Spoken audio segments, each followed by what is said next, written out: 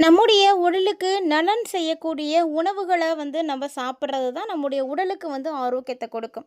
அப்படி பார்க்கும் பொழுது முந்தைய நாள் சமைத்த சாப்பாட்டில் தண்ணீர் ஊற்றி மறுநாள் அதை புளிக்க வச்சு ஃபெர்மினேஷன் ஆகியிருக்கக்கூடிய அந்த சாப்பாட்டை நம்ம தான் பழைய சாப்பாடு அப்படின்னு சொல்கிறோம். அந்த நீராகாரம் காலையில் எழுந்த உடனே குடிப்பாங்க. இது கிராமப்புறங்களில் பார்த்திங்கன்னா எல்லாரும் செய்கிறது.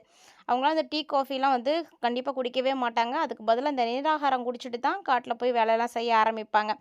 ஏன்னா இது ஒரு சிறந்த இயற்கை மருந்தும் கூட.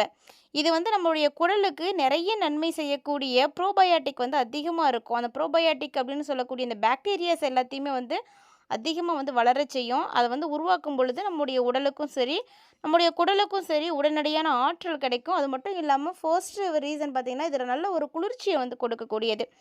ஸோ இதில் இருக்கக்கூடிய நலன் தரக்கூடிய பாக்டீரியாக்கள் என்ன பண்ணோம் அப்படின்னா, நமக்கு வயிறு தொடர்பான பிரச்சனைகள், அஜீரண கோளாறு, வயிற்று புண்ணு இதெல்லாத்தையும் குணமாக்கி கொடுத்துடும். அது மட்டும் இல்லாமல் கோடை காலத்தில் தான் நிறைய பேர் பார்த்திங்கன்னா இந்த பழைய சாப்பாட்டை விரும்பி சாப்பிடுவாங்க. ஏன்னா இது நிறைய குளிர்ச்சி தரக்கூடியது. ஸோ கோடை காலத்தில் ஏற்படக்கூடிய வெப்பத்தை தணித்து நம்மளுடைய உடலில் இருக்கக்கூடிய சீரான வெப்பநிலையை வச்சுருக்கிறதுக்கு உதவியாக இருக்கக்கூடியது அப்படின்னா இந்த பழைய சாப்பாடு, இந்த நீராகாரம்னு சொல்லக்கூடிய நீர் தாங்க. இது நிறைய நார்ச்சத்து நிறைந்திருக்கக்கூடிய ஒரு பொருள் அப்படின்றதுனால நம்ம சாப்பிடும் பொழுது நம்மளுடைய குடல் இயக்கத்தை ரொம்ப ரொம்ப சீராக வச்சுருக்கிறதுக்கு உதவியாக இருக்கும். ஸோ மலச்சிக்கல் பிரச்சனைகள் கண்டிப்பாக ஏற்படவே ஏற்படாது. அதை எல்லாத்தையுமே எடுத்துடும். அதே போல் சாதத்தை ஊற வைக்கும் போதே நொதித்தல் அப்படின்ற ஒரு விஷயம் நடக்குவாங்க. ஸோ அது நடக்கும் பொழுது அந்த சாப்பாட்டில் சத்துக்களும் பார்த்திங்கன்னா அதிகரிக்க ஆரம்பிக்கும். புதுசாக நீங்கள் சாப்பாடு வடித்து சாப்பிடும் பொழுது அதில் இருக்கக்கூடிய கால்சியம், மெக்னீஷியம், பொட்டாசியம், இரும்புச்சத்து இது மாதிரியான தாதுக்கள் பார்த்திங்கன்னா உடலால் எளிதால் கிரகிக்கப்படக்கூடிய நிலைக்கு வந்துடும். அந்த மாதிரி ஒரு அற்புதமான ஒரு நிலையை ஏற்படுத்தி கொடுக்கக்கூடியதுன்னா அது இந்த பழைய சாதம் மட்டும்தான். ஸோ காலையில் அதுவும் எழுந்திரிச்சோடனே நீங்கள் பழைய சாப்பாடு சாப்பிட்டீங்க அப்படின்னா உங்களுடைய உடம்பு பார்த்திங்கன்னா ரொம்ப ரொம்ப ஆக்டிவாக இருக்கும். அது நாள் முழுக்க அந்த புத்துணர்ச்சி கொடுக்கும். ஸோ நிறைய பேர் நினைக்கிறாங்க நம்ம பழைய சாப்பாடு சாப்பிட்டோம்னா நம்மளுடைய உடம்புக்கு நல்லது கிடையாது அப்படின்னு. கெட்டு போன சாப்பாடு தான் சாப்பிடக்கூடாதுங்க. அதாவது நைட்டு செய்கிற சாப்பாட்டை காலையில் நீங்கள் ஒதுக்கி வச்சு சாப்பிட்றது நல்லது தான், தப்பு கிடையாது. ஸோ அதை முதல்ல புரிஞ்சுக்கோங்க. ஒரு சிலர் பார்த்திங்கன்னா பழைய சாப்பாட்டை சாப்பிடும்போது அதோடு மோர், சின்ன வெங்காயம், பச்சை மிளகா இதெல்லாம் கூட சேர்த்து சாப்பிடுவாங்க. இதெல்லாம் சாப்பிடும் பொழுது சுவை கிடைக்குதோ இல்லையோ இதனுடைய மருத்துவ குணம் பார்த்திங்கன்னா ரொம்பவே அதிகமாகவே கிடைக்கும். அதையும் இந்த நீராகாரமாக இருக்கட்டும், பழைய சாப்பாடாக இருக்கட்டும், எதை சாப்பிட்றதா இருந்தாலும் மண் பாத்திரத்தில் ஊற வச்சு அதை நீங்கள் சாப்பிட்றது பார்த்திங்கன்னா நார்மலாக நீங்கள் பாத்திரத்தில் சாப்பிட்றத விட இது நல்ல நன்மையை கொடுக்கும். அதாவது தண்ணி ஊற்றி அந்த சாப்பாடு அட்லீஸ்ட் ஒரு 8 ஹவர்ஸாவது இருக்கணும். இல்லைன்னா 12லேருந்து 15 மணி நேரத்துக்கு அது ஊறுச்சு அப்படின்னா அந்த பழைய சோத்தை சாப்பிட்றது அவ்வளோ ஆரோக்கியமானது. ஸோ இவ்வளோ நன்மைகள் இந்த பழைய சாப்பாட்டில் இருக்குது. அப்படிப்பட்ட பழைய சாப்பாடு யாருக்கெல்லாம் ரொம்ப பிடிக்கும் அப்படின்னு மறக்காம கமெண்ட் பண்ணுங்கள். பழைய சாப்பாட்டை பற்றி தான் நம்ம இன்னும் நிறைய விஷயங்களை தெரிஞ்சுக்க போகிறோம். அதெல்லாம் தெரிஞ்சுக்கிறதுக்கு முன்னாடி நீங்கள் இன்னும் நம்ம சேனலை சப்ஸ்கிரைப் பண்ணாமல் இருக்கீங்க அப்படின்னா மறக்காமல் சேனலை சப்ஸ்கிரைப் பண்ணிக்கோங்க. கூடவே பக்கத்தில் இருக்கிற பெல் சிம்பிளையும் கிளிக் பண்ணிக்கோங்க. அப்போ தான் நாங்கள் போடக்கூடிய வீடியோக்கள் எல்லாமே உங்களுக்கு நோட்டிஃபிகேஷன் உடனுக்குடன் வந்தடையும். நீங்களும் பார்த்து பயன்பெறலாம். வாங்க வீடியோக்குள்ளே போகலாம். முதல் நாள் சமைத்த சாப்பாட்டில் தண்ணி ஊற்றி வச்சு மறுநாள் சாப்பிட்டோம் அப்படின்னா அதை பழைய சாதம் அப்படின்னு சொல்லுவோம். இந்த பழைய சாதத்தில் என்னென்ன சத்துக்கள் இருக்குது அப்படின்னு பார்த்தீங்கன்னா B6, B12 ஏராளமாகவே இருக்குது. கூடவே பார்த்திங்கன்னா இந்த பழைய சாப்பாட்டோட 2 சின்ன வெங்காயம் சேர்த்து சாப்பிடும் பொழுது நோய் எதிர்ப்பு சக்தி பார்த்திங்கன்னா அபரிவிதமாக அதிகரிக்கும். அதனால தான் பழைய காலத்தில் டெய்லியுமே பழைய சாப்பாடு சாப்பிட்ருக்காங்க. நீச்ச தண்ணி அப்படின்னாவே வேறு நிறைய பேருக்கு இப்போ தெரியவே தெரியாது. ஸோ நீச்ச தண்ணி அப்படிங்கிறது வேறு ஒன்றும் கிடையாது. பழைய சோத்தில் தண்ணி ஊற்றி அதை நீராகாரம் அப்படின்னு சொல்லுவாங்க இல்லையா, அதைத்தான் நீச்ச தண்ணி அப்படின்னு சொல்லுவாங்க. உடலில் இருக்கக்கூடிய உஷ்ணத்தை எல்லாம் குறைச்சி குளிர்ச்சியோடும் எனர்ஜியோடும் நம்மளை வச்சுக்கிறதுக்கு உரிய அற்புதமான ஆகாரம் அப்படின்னு சொல்லலாம். இப்போ குடிக்கக்கூடிய இந்த டீயோ காஃபியோ அந்த அளவுக்கு நமக்கு எனர்ஜி கொடுக்குது அப்படின்னு சொல்ல முடியாது. ஆனால் நீராகாரம் பார்த்திங்கன்னா நமக்கு எனர்ஜியும் கொடுக்கும், சொல்லப்போனால் நம்மளுடைய உடலுக்கும் நல்லது. ஆனால் டீ காஃபி அப்படி கிடையாது. அது நமக்கு எனர்ஜியோ அப்பப்போ கொடுத்தாலுமே கூட அது நல்லது கிடையாது. தொடர்ந்து காலையில் நீங்கள் சிற்றுண்டியாக இந்த பழைய சாப்பாட்டை சாப்பிட்டுட்டு வந்தீங்க அப்படின்னா உங்களுடைய உடல் பார்த்திங்கன்னா ரொம்ப லேசாக இருக்கும், ரொம்ப கனமாக இருக்க மாதிரி தெரியாது, சுறுசுறுப்பாக இருக்கும்.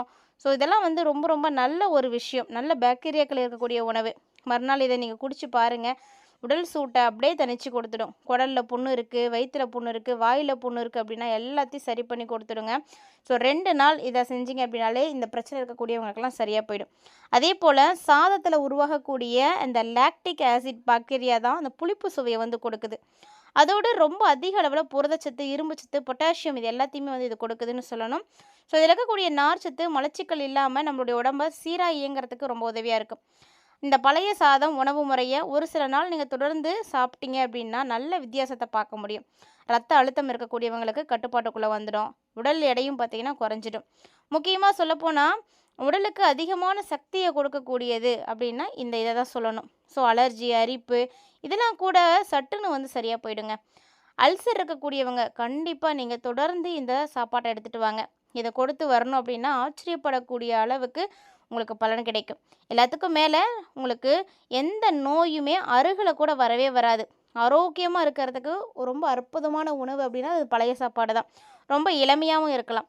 ஏன்னா நம்மளுடைய உடம்புக்கு நன்மை தரக்கூடிய பாக்டீரியாக்கள் உற்பத்தி பண்ணக்கூடியது. அதனால் தினமுமே காலையில் இதை சாப்பிட்றதுக்கு ட்ரை பண்ணுங்கள். அது மட்டும் இல்லாமல் இது வந்து தோல் பிரச்சனை இருக்கக்கூடியவர்களுக்கு ரொம்ப ரொம்ப நல்லது. தோல் தொடர்பான வியாதிகள் இருந்துச்சு அப்படின்னா எல்லாம் சரி பண்ணி கொடுத்துடும். மேலும் பார்த்தீங்கன்னா இந்த பழைய சாப்பாட்டை நீங்கள் உடனே நினச்ச உடனே சாப்பிட முடியாது. அதாவது இது நொதிக்கிறதுக்கான நேரம் பார்த்திங்கன்னா 12லேருந்து 15 மணி நேரம் வந்து வெயிட் பண்ணணும். அப்போ தான் நமக்கு பழைய சாப்பாடு கிடைக்கும்.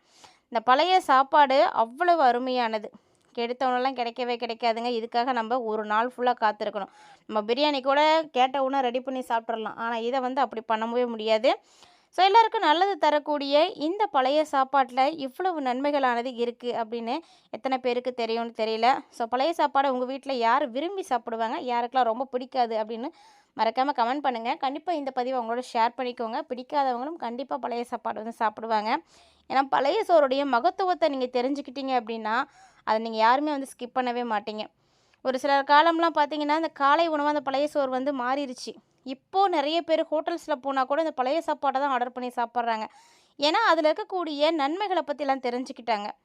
அதனால தான் இந்த சாப்பாட்டை இப்போ தேடி தேடி அலையிறாங்க. சாப்பாட்டை சாப்பிட்டதுனால தாங்க அந்த காலத்தில் 60 வயதை கடந்தவங்க கூட இப்போ திடமாக இருந்திருக்காங்க. ஸோ இப்போ இருக்கக்கூடியவங்க 30 வயசு இருக்கக்கூடியவங்களுக்கும் அந்த காலத்தில் இருக்கக்கூடிய 60 வயதவர்களுக்கும் பார்த்திங்கனாவே வித்தியாசம் நல்லா தெரியும். ஸோ நம்மளுடைய முன்னோர்கள் உடல் நலத்துக்கு பக்கபலமாக வந்து கையில் வச்சுருந்த ஒரே ஆயுதம் என்ன அப்படின்னா அந்த பழைய சாப்பாடு மட்டும்தான். ஏன்னா இதை சாப்பிட்டதுனால தான் அவங்க அடிக்கடி வந்து மருத்துவமனைக்கு போகாமல் இருந்திருக்காங்க. அவங்களுக்கு நோய் நொடி எதுவும் வராமல் இருந்திருக்கு. நல்ல உணவுகள் தாங்க நல்ல ஒரு மருந்து. ஸோ நம்ம உணவே மருந்து அப்படின்னு நம்ம படிச்சிருக்கோம். அதை எத்தனை பேர் வந்து செயல்படுத்துகிறோம் அப்படின்னு தெரியல. ஸோ நல்ல உணவுகளை தேர்ந்தெடுத்து சாப்பிடுங்க. நலமோடு வாழ்கிறதுக்கு அது ஒன்று தான் வந்து நமக்கு உதவியாக இருக்கும். நோயற்ற வாழ்வே குறைவற்ற செல்வம் அப்படின்னு சும்மாலாம் சொல்ல கிடையாது. ஸோ இந்த காலத்தை பொறுத்த வரைக்கும் எந்த ஒரு மனிதர் நோய் இல்லாமல் இருக்காங்களோ அவங்க தான் மிகப்பெரிய செல்வந்தர். அதனால் உங்களுடைய உடலில் இருக்கக்கூடிய நோய்களை வந்து சரி பண்ணுங்கள். அப்படி இல்லை அப்படின்னாலும் நோய் வராமல் வந்து தற்காத்துக்கோங்க. அதுக்கான வழிமுறைகளை தான் நம்ம ஒவ்வொரு பதிவுலையும் ஒவ்வொரு பொருளில் இருக்கக்கூடிய நியூட்ரிஷன்ஸை பற்றியும் பேசிகிட்டே இருக்கோம். ஸோ தொடர்ந்து பாருங்கள். கண்டிப்பாக அது எல்லாமே உங்களுக்கு ரொம்ப ரொம்ப யூஸ்ஃபுல்லாக இருக்கும். ஸோ பழைய சாப்பாடை வந்து நீங்கள் சாப்பிட்றதுனால உங்களுக்கு நிறைய நன்மைகள் கிடைக்கும். அதை பற்றி தெளிவாக பார்த்துருப்பீங்கன்னு நினைக்கிறேன். பிடிச்சிருந்தா லைக் பண்ணி ஷேர் பண்ணுங்கள்.